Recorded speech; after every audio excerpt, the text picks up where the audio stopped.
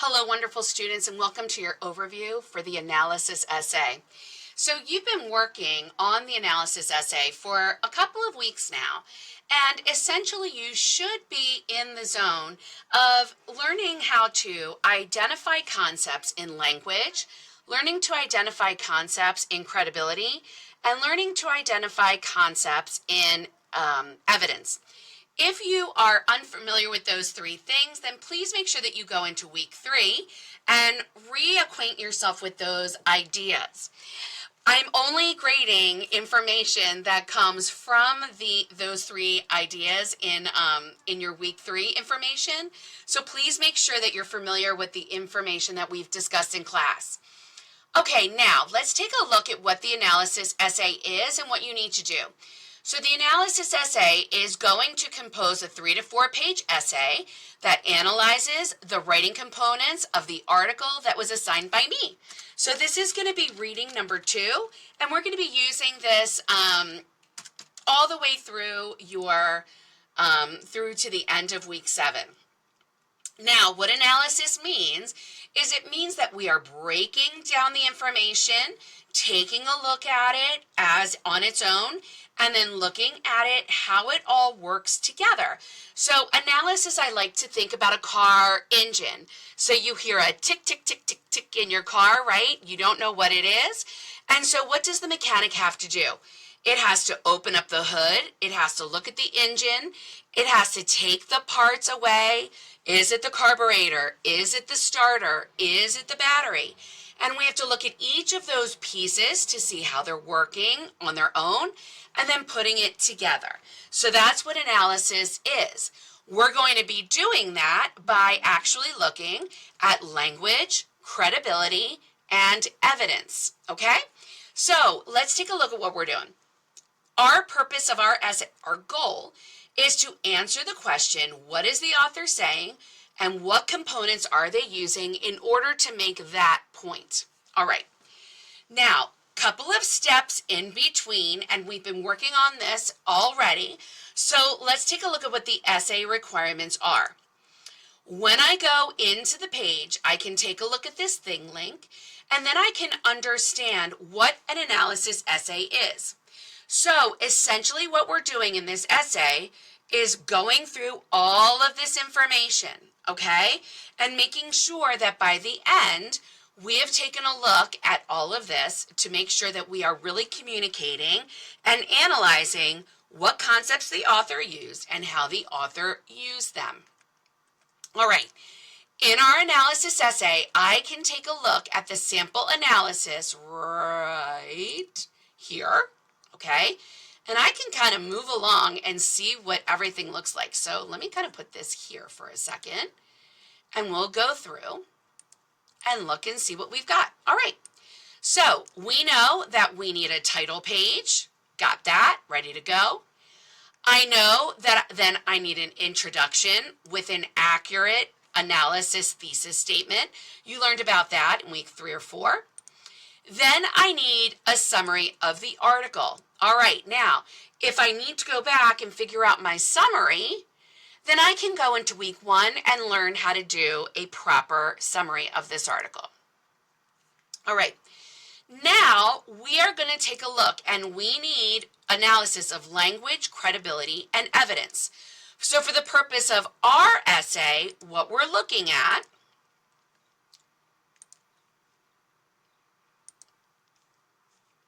is we are looking at a header that says language, a header that says credibility, and a header that says evidence, okay? So these are going to be 3 to 6, maybe more than that, paragraphs, making sure that I'm talking about each of these concepts in full. Our final paragraph is going to be a simple conclusion, and then, of course, our references page. Now, our references page is going to be a little bit longer this time because we're going to need the article that we're analyzing, but we're also going to need all of the outside information that we have used in the credibility section underneath the author's background. Now, how did I get from here to, let me pull it up again, to here? Let's take a look. When I go back into analysis writing, let's see how I create it. So again, we have our thing link that we can roll over this information. We can have a visual of what our actual essay is going to look like. Now ours looks a little different than the thing link, so this is a nice visual, but remember we're going by our requirements. And essentially this is what I need to include. So title page, APA. If I go over here into our table, I can go into content, into APA resources, everything that I need to create a title page and any other in-text citation or any kind of reference is right here for you. So right here in APA references, I can learn how to do that. Our introduction is going to have a hook, okay? We learned about hook in summary and response. That means that I can go back into my course. Where did I learn about introductions and body paragraphs? Right here in week 2. So I can go right here. Then I need a thesis statement. Oh boy, look. I know that my thesis statement for an analysis essay is right here in week 4. Then I need a summary. So all of my main ideas from my article in reading 2, I will need to put into a summary so that I'm explaining to my reader exactly what the article is about. Do we remember how to do a summary? Well, if not, I can go right here in week 1, and right here is my summary writing page that tells me exactly how to do it. I can also go back into my summary and response essay to see what I did there because you have already written a summary. You're ready to go. You can even use the summary writing planner that we used in the summary and response essay because there is an empty one. So you can actually use that planner should you need it in order to plan your summary. Now let's move on. How do I get and how do I know how many paragraphs I'm going to need in each section? Well, here's what I would do first. I would go into the assignments that I've already completed. For our analysis, we have already completed actually 3 or 4 assignments already. So we've created argument breakdown, which can help with your summary. We've completed checkpoint 3 and the analysis essay planner. Now, the analysis essay planner actually already has everything that you need in your essay actually on this planner, okay? So what I would do is I would take a look at the planner and I would make sure that the information that I have in here, all right, is going to match what I do in my actual essay.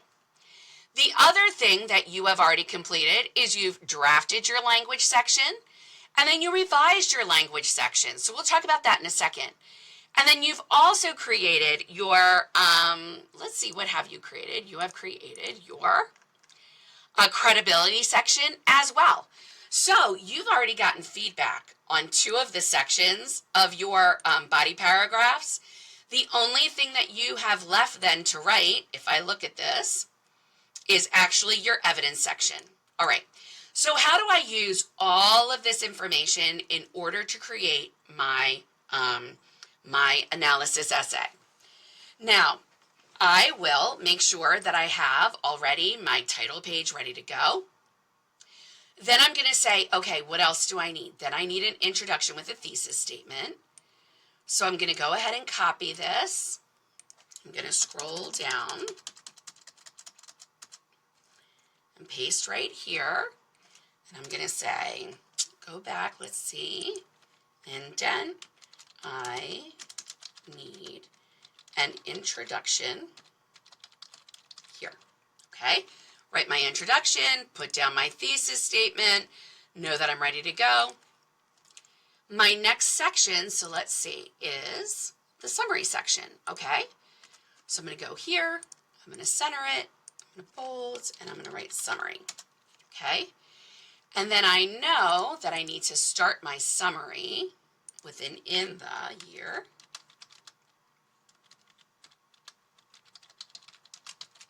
Okay.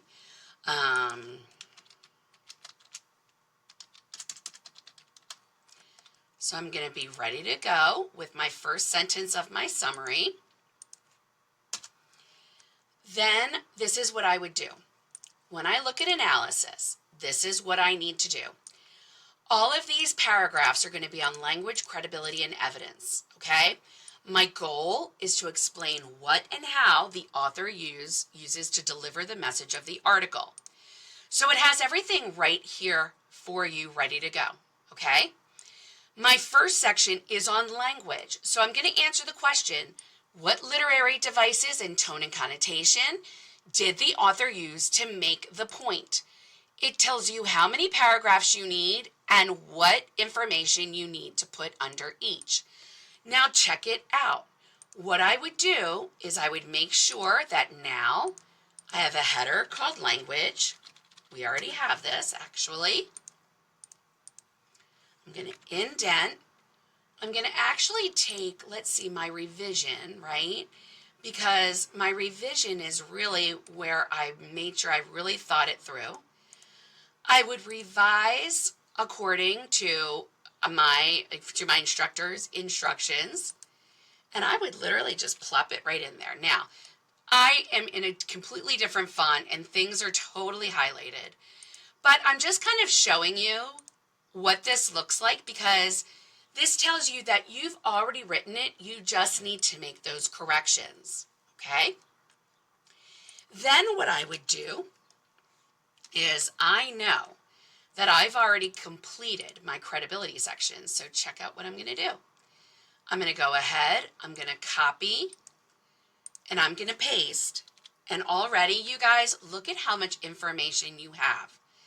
You're ready to go. You have to create your introduction, you have to create your summary, but you already have language, right? Literary devices. You have tone and connotation ready to go, okay? And then you have the background and worldview already done.